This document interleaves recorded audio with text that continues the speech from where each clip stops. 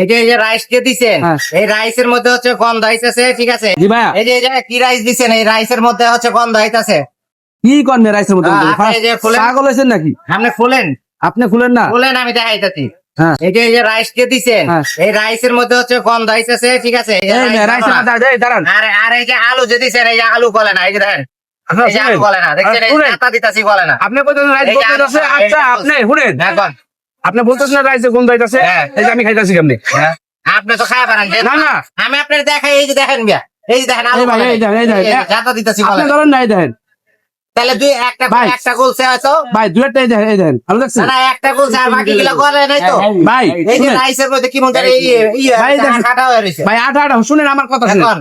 Rice ঠিক আছে, আলু দু একটা গলতে পারে না, কিন্তু আমার চিকেন ডাকু, চিকেনটা আরে ভাই চিকেনের সাবজেক্ট পরে। আরে ভাই চিকেন আছে, আমার চিকেন ডাকু, চিকেনের সাবজেক্ট পরে। এই যে চিকেনের গলাটা তো আছে, আস্তা আমি দিছি, আস্তা চিকেন, আপনি চিকেন ডাকু আমার। না না, এই যে গলা আছে, আটি আছে, ভাই রাইস তো ঠিক আছে, রাইস ঠিক আছে। আরে আমি আপনার রাইস ভালো হয় নাই রে ভাই। ভাই রাইস তো ভালো, আমি দেখতেছি, নিজে খাইতেছি। আলু ভাই আলু, আপনি আলু প্রবলেম যত আলু দেখেন, আপনি যাতা দিয়ে দেখেন ভাই, দু একটা আলু ছাইড়ে মধ্যে যদি আলু ভালো না হয় তাহলে খায় মজা আছে। আচ্ছা শুনেন, দু একটা আলু ছাইড়ে পড়ে যায়, তার জন্য আপনি সিদ্ধ হয় না, কিন্তু আর দুইটাই তো সিদ্ধ হইছে না।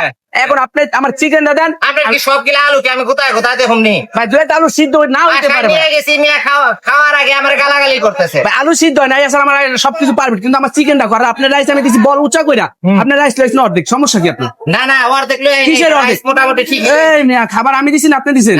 আমি খাবার দিছি না, আমি রাইস দিছি পুরো বল ভরে, আপনি লইছেন খাবার অর্ধেক। না রাইসের তার অর্ধেক, ও আপনি অর্ধেক খাই আর অর্ধেক নিয়েছেন ভাই রাইস না। এটা কি এই ব্যবসা কবে থেকে শিখছেন? অর্ধেক মেয়ে খামো কি? এই মিয়া দাঁড়ান, এই ব্যবসা কবে থেকে শিখছেন? কবে থেকে শিখুম মানে মিয়া?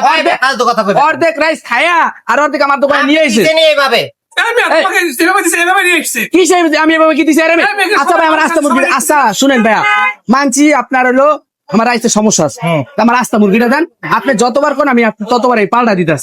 আচ্ছা ভাই রাইস ঠিক আছে, আমার শুনেন রাইস ঠিক আছে, আমি খাইছি রাইস ঠিক আছে, 5 জনের খাওয়ান যদি রাইস সমস্যা, আপনার যদি রাইস আপনার মনে হয় যে আপনার সমস্যা আছে, আমি আপনার রাইস পাল্টা দিতাছি। আচ্ছা ভিডিও করবেন না দিবেন? আচ্ছা ওই যে রাইস সব কথাই আপনি ঠিক আছে, মানে মুরগিটা হচ্ছে বাচ্চা পোলা পান এবং আমার ওয়াইফ বুঝছে মজা বেশি পায়, চিকেনটা আগে খায় হালাইছে বুঝছে। ভাই চিকেনের সাথে অর্ধেক বল রাইসে খায় হালাইছে আপনার। রাইসটা ঠান্ডা হয়ে গেছে তো ভাই।